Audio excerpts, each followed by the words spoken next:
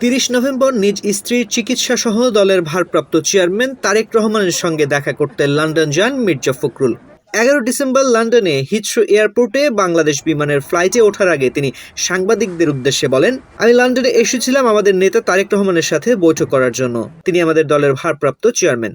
পথ পরিবর্তনের পর এমনিতে যদিও আমাদের বাংলাদেশ থেকে প্রতিদিন কথা হয়, যোগাযোগ হচ্ছিল, তারপরও সামনাসামনি কথা বলে কিছু বিষয়ে সিদ্ধান্ত নেওয়ার প্রয়োজন ছিল, দিক নির্দেশনার প্রয়োজন ছিল, সেজন্য এসেছিলাম।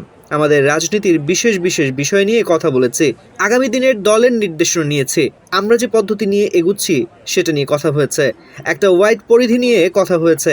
আমি ব্যক্তিগতভাবে সন্তুষ্ট, আমরা ভারপ্রাপ্ত চেয়ারম্যানের দিক নির্দেশনা নিয়ে সঠিক পথে এগুচ্ছি। আমার বিশ্বাস আগামী নির্বাচনে আমরা তার নেতৃত্বেই অংশ নেব ও ভালো ফলাফল করতে পারবো। Double million offer, Walton fridge কিনে পেতে পারেন 20 লক্ষ টাকা, রয়েছে কোটি কোটি টাকার নিশ্চিত উপহার।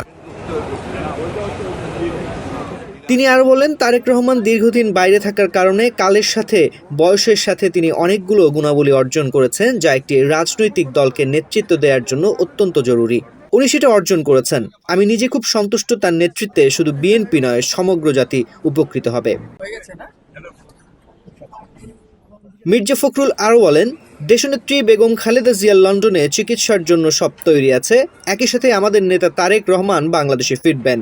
কিছু মামলার যৌক্তিক সমাধান হলে এ পরিবেশ অনুকূল হবে, তখন তিনি দেশে ফিরে যাবেন। বিভিন্ন বৈঠকে নো ভিসা ফি বাড়ানোর বিষয়ে প্রবাসীদের ক্ষোভ শুনেছে। বাংলাদেশে গিয়ে সরকারের সাথে এটি নিয়ে কথা বলবো। তিনি প্রবাসী বিএনপির ত্যাগী নেতাদের বাংলাদেশি দলে মূল্যায়নের প্রতিশ্রুতি দেন।